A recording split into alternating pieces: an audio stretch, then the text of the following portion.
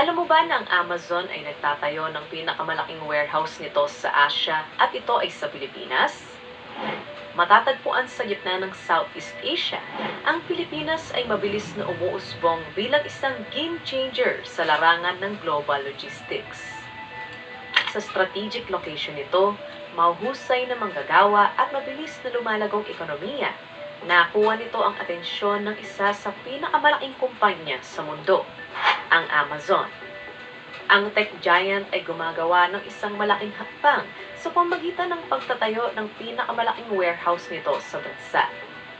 Ngunit, bakit ang Pilipinas?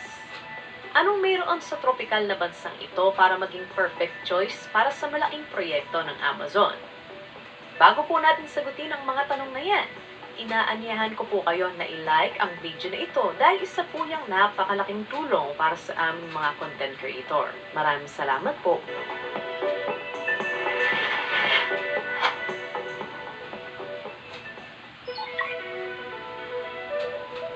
Ang Pilipinas ay matatagpuan sa gitna ng Southeast Asia, dahilan para maging perfect choice ang bansa para sa malaking proyekto ng Amazon.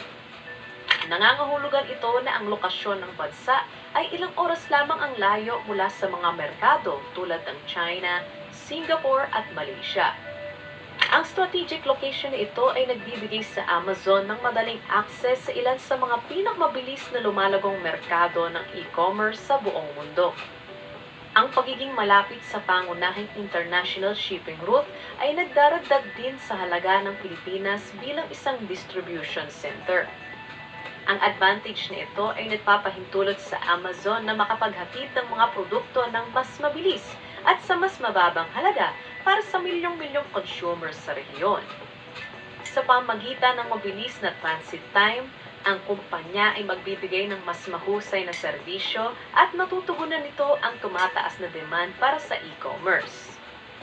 Bilang isang archipelago na may maraming daungan at lumalawak na network ng mga kalsada at infrastruktura, ang Pilipinas ay naghahandog ng mga flexible option para sa pag-import at pag-export ng mga produkto. Ginagawa nitong isang mahusay na starting point ang bansa, hindi lamang para sa pamahagi ng mga produkto sa buong Southeast Asia, kundi pati na rin sa pag-abot sa mas malawak na rehiyon ng Asia Pacific. Sa pamamagitan ng pagpili sa Pilipinas para pagtayuan ng pinakamalaking warehouse nito, maaaring lubos na mapakinabangan ng Amazon ang lokasyon ng bansa. Ang desisyong ito ay tumutulong sa kumpanya na makabuti ang mga supply chain nito, gawing mas epektibo ang mga operasyon at matiyak ang isang matatag na presensya sa isang rehiyon kung saan ang online shopping ay mabilis na lumalago. Ang Pilipinas ay nakararanas ng mabilis na pagtaas sa larangan ng e-commerce. Salamat sa ilang mga salik na nagpapalakas sa paglago ng online retail sa bansa. Sa nakalipas na mga taon, higit pang mga tao sa bansa ang nagkaroon ng access sa internet at nagsimulang gumamit ng mga smartphone na naging sanhi para ang milyong-milyong mga Pilipino ay bumaling sa mga digital platform para sa kanilang shopping, banking at iba pang pang-araw-araw na pangangailangan. Pinaigting pa ng pandemic ang trend ito, na humikayat sa mga tao na tuklasin ang kadalian at taginhawahan ng online shopping. Ang mas nagpapaganda pa sa Pilipinas ay ang bata at nagsabi na populasyon nito. Sa average age na 25.7 years lamang, ang bansa ay tahanan ng malaking bilang ng mga kabataang consumer na hindi lamang sanay sa makabagong teknolohiya, kundi aktibo ring kasali sa mga digital trend. Marami sa kanila ang gumugugol ng maraming oras sa social media, gumagamit ng mga online marketplace at umaasa sa mga mobile service at application. Kaya't sila ay mga ideal customer para sa mga e-commerce company tulad ng Amazon. At the same time, ang grupong ito ng mga consumer ay nagiging mas financially capable. Sa patuloy na pagtaas ng kita at lumalaking middle class sa bansa, tumataas din ang kapasidad ng mga mamamayan nito na makabili, partikular na ang mga kabataan. Ang mga kabataang mamimili na ito ay naghahanap ng convenience, variety, at easy access sa mga produkto na siyang pangunahing lakas ng online retail. Ang lumalaking interes sa online shopping sa Pilipinas ay nagbibigay rin sa Amazon ng pagkakataon na mag-alok ng malawak na variety ng mga produkto mula sa mga gadget, damit, gamit sa bahay at mga specialty goods. May demand para sa halos lahat ng bagay. Sa pamamagitan ng pagpasok sa merkadong ito, ang Amazon ay maaaring magtatag ng isang malakas na presensya sa isang bansa kung saan ang online shopping ay mabilis nang nagiging bahagi ng normal na buhay. Habang patuloy na lumalago ang digital economy sa Pilipinas, ang Amazon ay may pagkakataon hindi lamang para maabot ang malaking grupo ng mga customer, kundi pati na rin para mag-innovate at mag-adapt sa mga pangangailangan ng mabilis na nagbabagong merkadong ito. Imported pork in pineapple juice? Yan ang yummy! Marinated in real pineapple juice, kaya pinya tender. Pinya sarap. Gawing pinya extra ang umaga.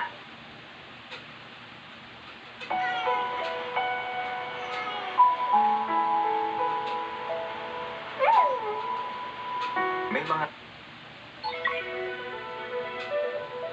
Ang Pilipinas ay nag-aalok din ng iba't ibang economic incentive, dahilan para maging isa itong kaakit-akit na destinasyon para sa mga multinational company tulad ng Amazon. Isa sa mga pangunahing insentibo na maaaring gamitin ng Amazon ay ang potensyal para sa mga tax break na ibinibigay ng gobyerno ng Pilipinas. Ang mga kumpanya na nag-i-invest sa mga prioridad na industriya tulad ng logistics at e-commerce ay kadalasang kwalipikado para sa pinababang corporate income tax, exemptions mula sa tax duties sa imported na kadamitan at iba pang fiscal incentives. Pinahusay rin ng bansa ang mga proseso ng pag-import at pag-export nito upang padaliin ang kalakalan sa pamagitan ng pagbabawas ng mga bureaucratic hurdles at modernisasyon ng mga customs procedure. Ginawa ng gobyerno na mas madali para sa mga kumpanya na maglipat ng mga produkto papasok at palabas ng bansa. Ito ay partikular na kapaki-pakinabang para sa Amazon dahil ang epektibong logistics ay mahalaga sa kanilang business model na nakatutok sa mabilis at maasahang delivery. Ang pakikipagtulungan sa mga organisasyon tulad ng Philippine Economic Zone Authority o PEZA ay higit pang nagpapalakas ng appeal ng bansa. Ang PEZA ay nag-aalok ng mga benepisyo sa mga kumpanyang nag-ooperate sa mga designated economic zone tulad ng mga income tax holiday, 0% VAT on local purchases at pinadaling proseso ng negosyo. Ang mga economic zone na ito ay estratehikong matatagpuan malapit sa mga daungan at pangunahing lungsod. Tinitiyak ang optimal access sa transportasyon at infrastruktura.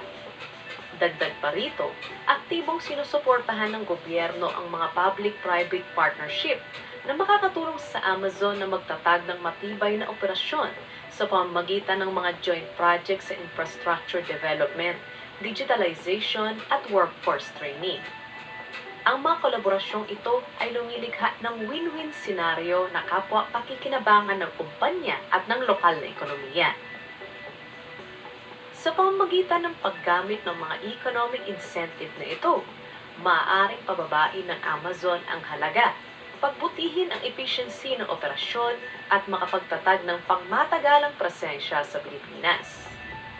Ang estratehikong hakbang na ito ay hindi lamang nagpapatibay sa posisyon ng Amazon sa Southeast Asia, kundi nakahanay rin sa layunin ng gobyerno ng Pilipinas na maging isang pangunahing manlalaro sa pandaigdigang industriya ng logistics at e-commerce. Hindi maikakaila na ang gobyerno ng Pilipinas ay nakagawa na ng malaking progreso sa pagpapabuti ng mga infrastruktura nito, dahilan para maging mas kaakit-akit ang bansa sa mga global company tulad ng Amazon. Ang mga kamakailang improvements sa mga daungan, kalsada at mga digital network ay nagpadali sa paggalaw ng mga produkto at pagkonekta ng iba't ibang bahagi ng bansa. Ang mga pagbabagong ito ay tumutugon sa mga mahalagang hamon sa logistics at mahalaga para sa mga kumpanya tulad ng Amazon na umaasa sa mabilis at epektibong transportasyon at komunikasyon upang maipadala ang mga produkto at mapatakbo ng maayos ang kanilang operasyon. Isang pangunahing salik sa mga pag-unlad na ito ay ang programang Build ng gobyerno na nakatutok sa malakihang proyekto upang mapabuti ang mga infrastruktura ng bansa. Ang programang ito ay nagresulta sa pagtatayo ng mga highway, expressway at mga pangunahing daungan na nakapagpababa ng oras ng biyahe at nakapagpadali ng paggalaw ng mga produkto sa buong bansa. Karagdagan pa sa transportasyon, ang mga investment sa digital infrastructure ay naging mahalaga sa pagsuporta sa lumalabong sektor ng e-commerce ng bansa. Ang pinalawak na broadband access at ang pagpapakilala ng 5G technology ay nagbigay ng mas mabilis at mas maaasahang internet na nagpapadali sa mga kumpanya tulad ng Amazon na pamahalaan ang kanilang supply chain, makipag-ugnayan ng epektibo at magbigay ng mas mahusay na serbisyo sa mga customer. Ang Pilipinas ay nag-aalok din ng malaking advantage sa Amazon pagdating sa gastos. Ang labor sa Pilipinas ay mas abot kaya kumpara sa mga kalapit na bansa tulad ng Singapore, Malaysia at Thailand. Ngunit, ang mga manggagawa ay mataas ang kasanayan, edukado at bihasa sa Ingles. Dahil dito, ang mga manggagawang Pilipino ay isang excellent choice para sa mga pangangailangan ng Amazon. Sa isang multinational company, napakalaga ng English proficiency, lalo na sa mga dawain tulad ng customer service, logistics coordination at iba pang pangunahing operasyon. Ang balancing ito ng low cost at high quality labor ay perpektong akma sa layunin ng Amazon na mapanatiling cost-effective ang mga operasyon habang pinapanatili ang mahusay na serbisyo. Ang mas mababang sahod sa Pilipinas ay tumutulong sa Amazon na makatipid sa mga gastusin, lalo na sa mga lugar na nangangailangan ng maraming manggagawa tulad ng warehouse operations, delivery services at customer support. Bilang karagdagan sa pagiging abot kaya, ang mga manggagawang Pilipino ay kinalas sa kanilang pambihirang work ethic at kakayahang mag-adapt ng mabilis dahil sa kanilang mataas na level ng dedikasyon at kasanayan.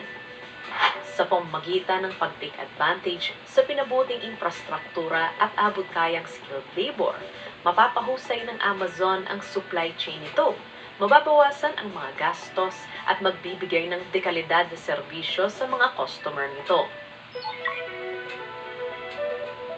Ang desisyon Wala ako sa'yo! Umaga pa lang, pawis ka na. Mag-tide na! Sa iba, tinatakpan lang kasi ng bango ang hindi pa talaga nalilinis. Pero sa Tide, tagos ang linis. Tide, tagos linis. Kaya true bango. The promise of eternal life. Life is a profound journey. Ang desisyon ng Amazon sa pagtatayo ng pinakamalaking warehouse nito sa Pilipinas ay inaasahang magdudulot ng malalaking benepisyong pang-ekonomiya, lalo na sa pamamagitan ng paglikha ng maraming trabaho.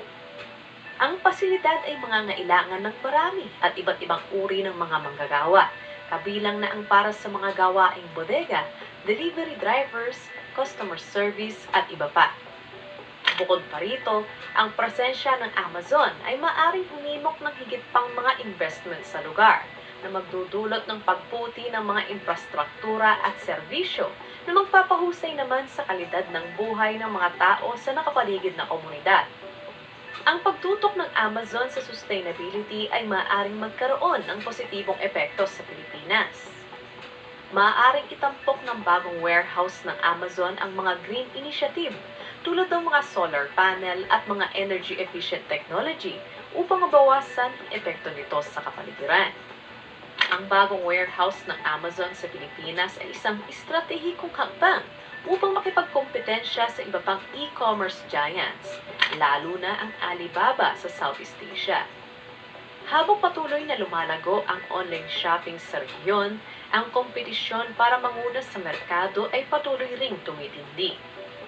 Ang Alibaba, sa pamamagitan ng platform nito na Lazada, ay nakapagtatag na ng malakas na presensya sa Southeast Asia.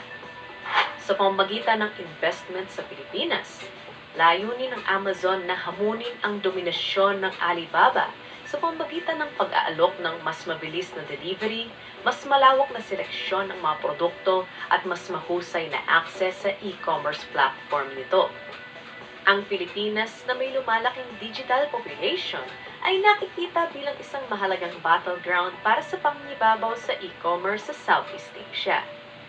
Sa pamamagitan ng pagtatayo ng pinakamalaking warehouse nito sa bansa, pinapalakas ng Amazon ang logistics nito at pinapalawak din ang saklaw nito, na naglalagay rito sa mas magandang posisyon upang makipagkompetensya sa Alibaba at iba pang kakompetensya nito.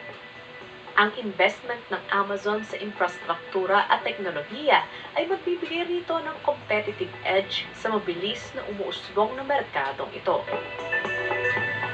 Ngayon, oras na para marinig ang boses mo, katropa.